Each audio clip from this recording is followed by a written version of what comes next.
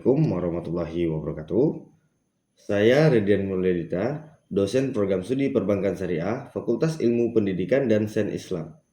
Saya bergabung di program studi Perbankan Syariah ini pada tahun 2019.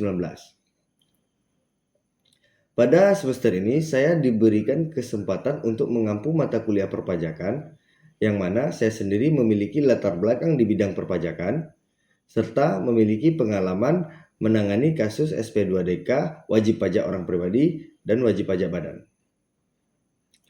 Mata kuliah perpajakan ini sangatlah dinamis karena regulasi yang terus berkembang serta pembaruan sistem administrasi melalui Direktorat Jenderal Pajak. Adapun deskripsi singkat mata kuliah perpajakan ini adalah mata kuliah perpajakan ini merupakan mata kuliah yang memberikan pedoman perhitungan dan pelaporan semua jenis pajak bagi mahasiswa.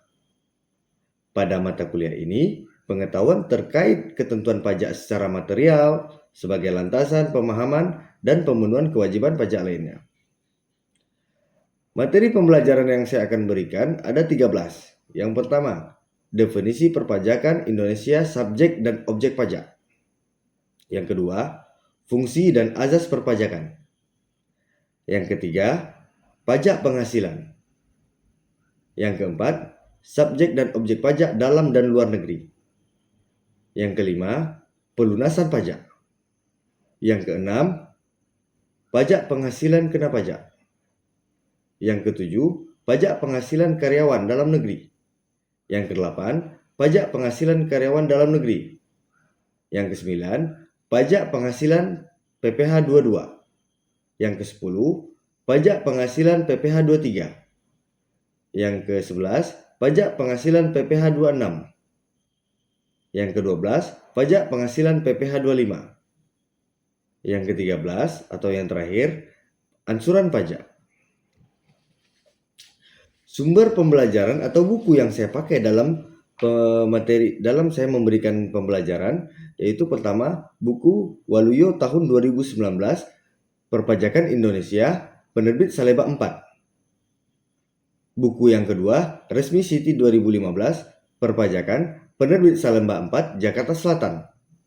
Ditambah dengan jurnal-jurnal yang terkait dengan perpajakan, serta laporan keuangan berdasarkan SPT tahunan badan perusahaan, ditambah dengan SP2DK dari pihak kantor pelayanan perpajakan. Capaian pembelajaran mata kuliah ada 2. Yang pertama, mahasiswa mampu menjelaskan konsep perpajakan. Yang kedua, mahasiswa akan memahami, menguasai, dan menjabarkan pengetahuan tentang perpajakan yang ada di Indonesia berdasarkan undang-undang yang berlaku di Indonesia. Bentuk komponen penilaian saya mengacu pada aturan Universitas Islam Kuantan Singingi, yang mana pada tahap penilaian pertama melalui tugas, etika, dan kuis, serta tanya jawab. Bobot nilai 25%. Yang kedua, absensi atau kehadiran, yang memiliki bobot nilai 10%. Yang ketiga, melalui ujian tengah semester, yang memiliki nilai bobot 30%. Dan yang terakhir, melalui ujian akhir semester, yang memiliki bobot nilai sebesar 35%. Teknik pengajaran yang saya gunakan yaitu menggunakan metode ceramah, diskusi, serta tanya jawab, ditambah dengan studi kasus. Mata kuliah perpajakan ini disajikan pada semester 6 dikarenakan membutuhkan pemahaman dasar dari pengantar akuntansi, manajemen keuangan, serta mahasiswa secara komprehensif sudah matang dalam membaca laporan keuangan. Demikian yang dapat saya sampaikan pada mata kuliah perpajakan ini. Saya akhiri, billahi taufiq wal hidayah. Assalamualaikum warahmatullahi wabarakatuh. Assalamualaikum warahmatullahi wabarakatuh. Waalaikumsalam warahmatullahi wabarakatuh. Siang ini kita akan mempelajari mata kuliah perpajakan dengan materi PPh dan BBM serta mekanisme pemotongan dan pengumpulan. Untuk pengertian dari PPh itu sendiri adalah pajak yang dikenakan terhadap wajib pajak orang pribadi atau wadah atas penghasilan yang diterima atau diperoleh selama 1 tahun pajak. Penghasilan ini meliputi gaji, keuntungan dari usaha, pondok maupun tambahan kekayaan lainnya. Ada 6 jenis PPh. Yang pertama yaitu PPh pasal 21, pajak atas penghasilan berupa gaji.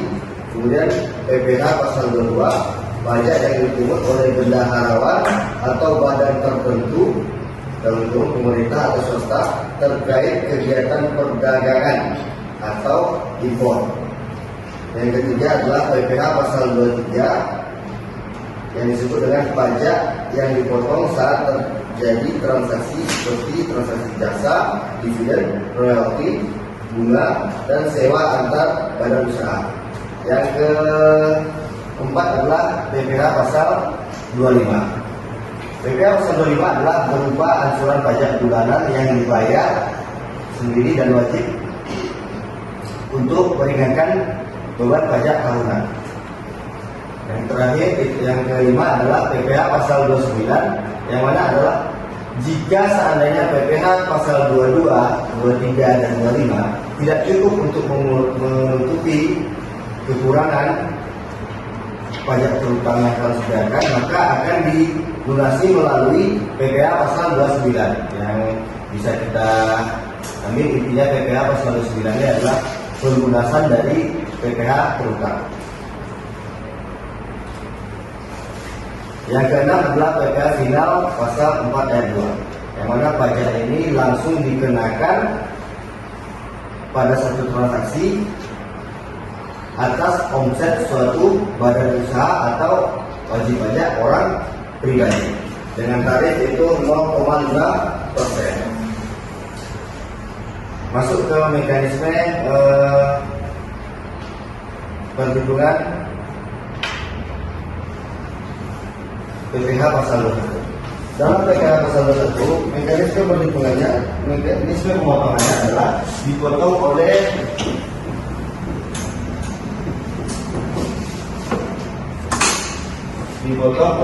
pemberi kerja.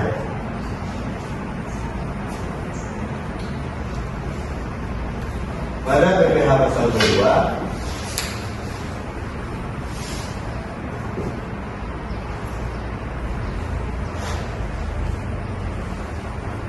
dipotong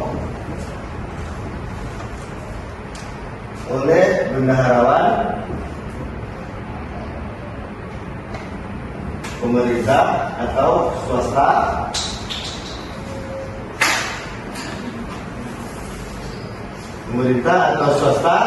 dalam kegiatan usaha impor atau perdagangan tertentu. Kemudian masuk pada PPh pasal 23.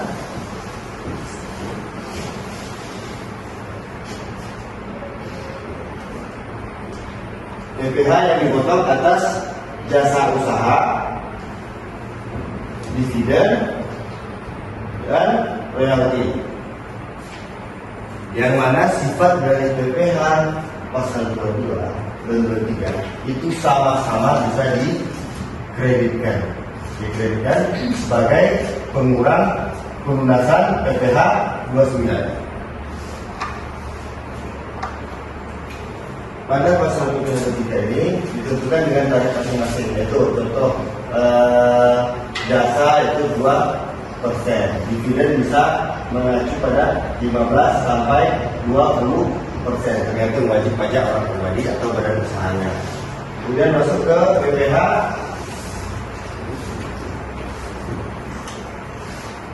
pasal 25. PPh pasal 25 ini mengacu pada ansuran, yang mana angka ansuran ini kita dapatkan dari atas usaha tahun sebelumnya, yang mana setelah dilakukan perhitungan atas fiskal dan setelah perhitungan dengan tarif tertentu, yaitu ketika omset di bawah 4,8, ini yang lagi dicari-cari PPh pasal 25 juga namanya, dengan tarif 22%, yaitu dengan tarif jika omset di bawah 4,8 miliar, maka tarifnya dikenakan sebesar 22% dikali 50. Artinya apa? Dikenakan 11%. Untuk omset 4,8 sampai ke 50 miliar itu dikenakan mendapatkan keuntungan tertentu, yaitu ada yang namanya fasilitas dan non fasilitas. Artinya apa? Setengah dari laba bersih tadi akan dikenakan tarif 11%, setengahnya lagi akan dikenakan tarif 22%. Untuk omsetnya yang di atas 50 miliar itu akan dikenakan langsung tarif 22% final. Nah, itu tadilah yang disebut dengan pelunasan PPh 29. Jadi ketika suatu usaha itu sudah berjalan lebih dari setahun, maka ditemukan angka pembayaran angsuran PPh 25. Kemudian kita masuk ke transaksi BPN. Kita tahu tadi kan, perbedaan antara PPh dan PPN itu adalah objeknya. Objek dari PPh itu adalah penghasilan. Objek dari PPN adalah tambahan nilai. Jika salah satu ini tidak tercapai, maka akan dikenakan PPh ataupun PPN. Nah, dengan catatan khusus PPN itu adalah diwajibkan kita harus PKP atau dikenal dengan pengusaha kena pajak. Jika pengusaha tersebut masih berada pada status non PKP, maka tidak diwajibkan untuk melakukan pemungutan. Pertanyaannya, Pak, apakah kalau kita non PKP, kita ini selama ini terbebas dari PPN? Kira-kira bagaimana, Pak? Seperti kita ini, kira-kira kita pernah nggak bayar PPN? Dibebankan PPN? Pernah. Nah, jadi setiap kita belanja itu udah include PPN. Karena job desk-nya PKP ini adalah memungut. Baik, tanpa pengetahuan berapa nilainya, Pak? Yaitu adalah 11%.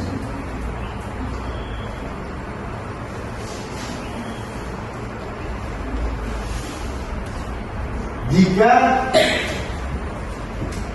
harga suatu barang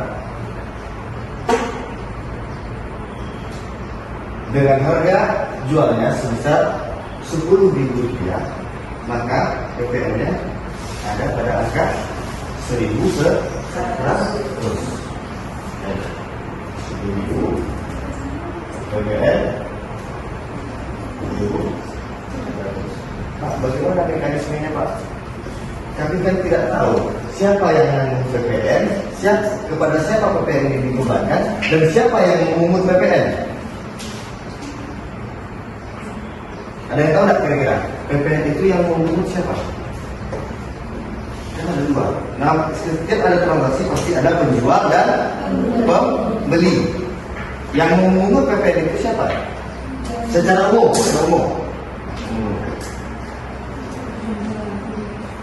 Yang memungut PPN itu adalah pihak penjual.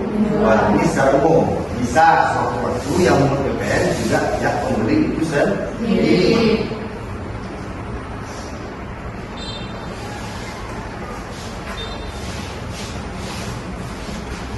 Ketika pengusaha kena pajak,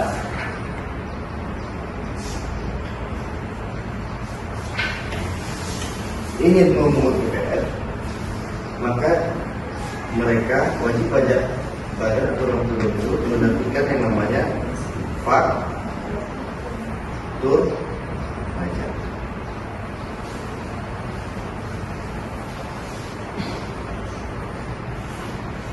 Pada mekanismenya ini diterbitkan oleh yang menerima penghasilan atau disebut dengan penjual. Nah, jadi bisa kita simpulkan untuk pembuatan PPN supaya kita bisa membuat PPN, kita harus menunjukkan faktor kerja. Balik kan tadi 10.000 nih. 10.000 ini disebut dengan nama DPP. Apa kepanjangannya? Dasar pengenaan pajak. Artinya di dalam ini ada angka HPP suatu produk plus keuntungan.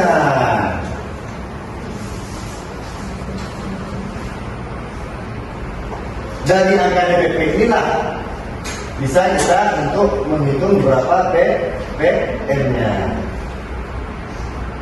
Paham ya? Jadi semua perpajakan PPh 23, PPh 22, ya PPh 22 juga PPN itu dasar perhitungannya adalah DPP. Yang bikin kita bingung ini, pertanyaannya satu. Jika penjual adalah perusahaan A sebesar DPP 10.000 rupiah, yang mana PPN 1.100, berapa uang yang akan diterima oleh PT A dari lawan transaksinya?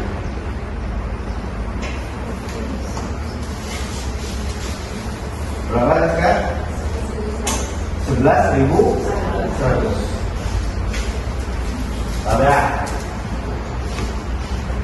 untuk menghitung angka yang akan kita terbitkan invoice untuk penagihan hutang dan piutang itu dengan cara menambahkan DPP dan PPN.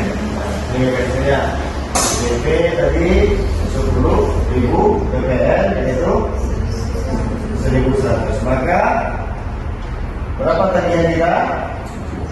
11.100. Ya, 11.100.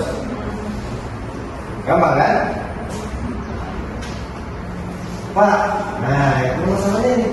Pak, dalam suatu transaksi saya, Pak, saya adalah seorang PKP, yang mana saya wajib untuk memungut PPN. Dan kebetulan usaha saya adalah bidang sewa alat berat. Kalau sewa alat berat dia masuk kemana? Nah, masuk sini dia.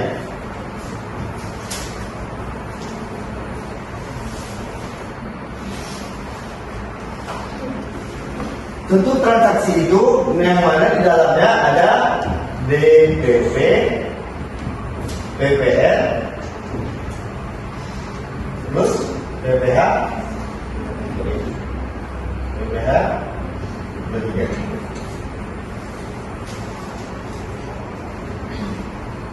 Jika dengan soal yang sama,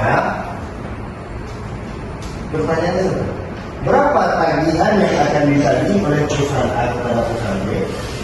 Kalau hanya ada PPN, jumlahnya 11.100. Jika di dalamnya ada tiga berapa? Pertama, langkah kita harus mengetahui dulu menjadi berapa PPh 23 ya? PPh 23. Berapa tadi PPh 23 itu sudah salah nih? 2%. Berapa 2% dari DPP? 200 rupiah. Ya, 200 rupiah. Nah, sudah ketemu angka 200 rupiah. Pertanyaannya nih, berapa tagihan yang akan kita terima? Kita tagih. Karena gini, kita harus tahu dulu, kalau seandainya kita dalam suatu transaksi, kita harus tahu kita ini sudut pandang mana, sudut pandang penjual atau sudut pandang pembeli. Nah, sekarang kita berbeda, kita ada pada sudut pandang penjual.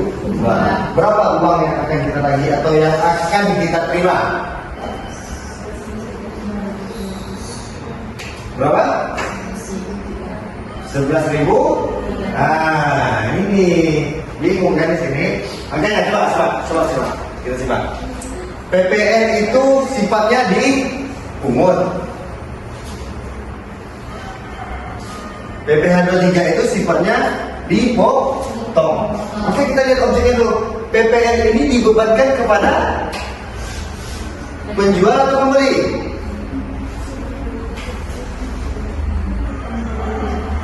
PPN dibebankan kepada pembeli. Sedangkan PPh 23 kebalikan. PPh 23 adalah, nah balik lagi ke dasar tadi. PPh objeknya adalah penghasilan. Siapa yang mendapat penghasilan? Dia yang dipotong. PPN pertambahan nilai. Jika ada pertambahan nilai, maka akan dibebankan kepada pembeli. Kalau transaksian. Nah, itu konsepnya. Udah tahu kita konsepnya, sekarang balik pertanyaan tadi. Berapa tagihan yang akan kita berikan kepada lawan transaksi kita? Berapa? 10.900. Nah, 100 untuk safety. Dan safety kan namanya kan? Nah, 10.900. Tahu letaknya dari mana? Nah, gini, kita punya transaksi jual barang dengan harga 10.000 rupiah, ya. Nah, di mana ketika kita jual, kita wajib untuk memungut PPN. Maka kalau kita pungut, berarti uangnya di kita kan? Pungut. Uangnya di kita. Jadi tambah 1.100 sekian. Nah, otomatis 1.100 itu adalah haknya kita yang sebagai pemungut. Tapi ada juga hak pembeli. Apa juga pembeli? Yaitu pada PPh 2 dia potong. Kamu nggak beda mengut dan potong nih? Pungut nih, saya transaksi. Ketika saya jual pada Rizka misalnya, saya akan pungut. Kenapa namanya pungut? Karena uangnya belum sampai di saya. Kalau belum sampai di kita, makanya sampai gini. Iya kan? Pungut kan? Kan makanya kan? Makanya kalau dalam ujian kebanyakan kalau mau berpikir ada namanya ujian potong. Ujian potong pungut. Ada sini kan? Ada nanti. Dan kenapa untuk PPh 23 namanya pemotongan? Dan ketika PPh 23 nanti adalah muncul, ketika angkanya sudah dipotong PPh 23, muncul yang namanya nanti bukti potong.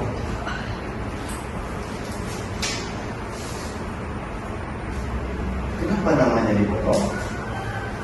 Sebelum uangnya sampai ke pihak penjual, maka akan dipotong oleh pembeli.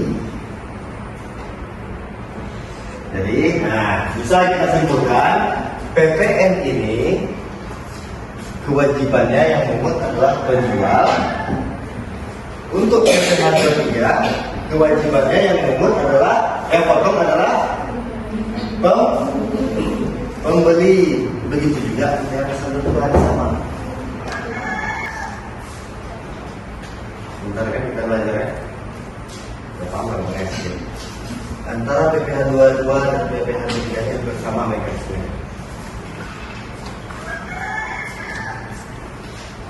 Ini masuk ke dividen juga. Gitu. Ada mekanisme yang dividen. Oh, dividen.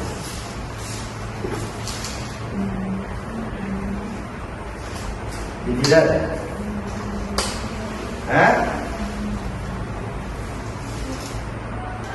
Dividen adalah laba yang dibagikan. Mana contohnya tuh Pak? Nah ini, ketika perusahaan punya untung itu bisa dibagikan kepada pemilik saham. Ketika laba yang tadi dibagikan, itu namanya disebut dengan dividen. Nah, paham kan? Paling itu kan konsepnya. Saya jadi ingat ya. Kemudian masuk ke gabungan tadi. Artinya ini 10.900 ini adalah uang yang akan ditagih ketika adanya transaksi gabungan antara PPN dan PPh 23.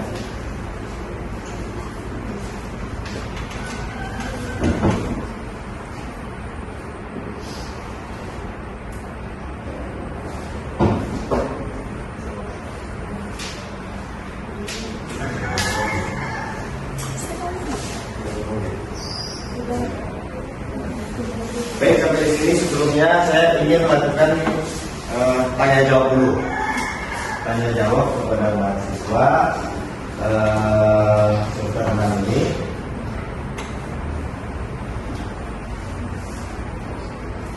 Apakah satu soal saja yang akan saya berikan. Jika yang angka tagihan ini diketahui dengan angka nilai 10.900, bagaimana cara kita untuk mencari tahu angka nilainya? Mungkin ini bisa dikerjakan di rumah. Nah, karena waktu kita sudah berakhir. Ada pertanyaan, silakan ditanyakan sebelum saya masuk ke absensi.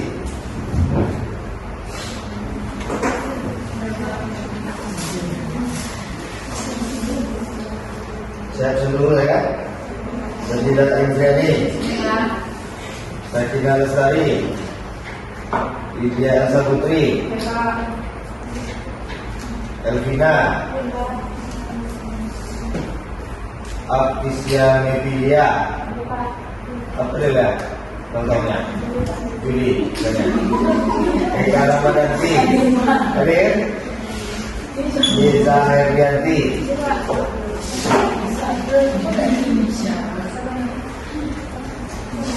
tanggal berapa?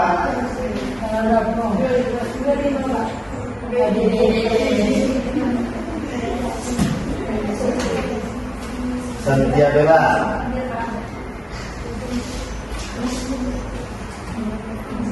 Tirsa Teresa, Lilis Desviati, Bibi Arsinta, Gusti Kodi, Yedi Taria, Maria Urfa, Putri Wulandari, Dinda Nyabrin, Najimi Salma Putri, Rizka Mulyani,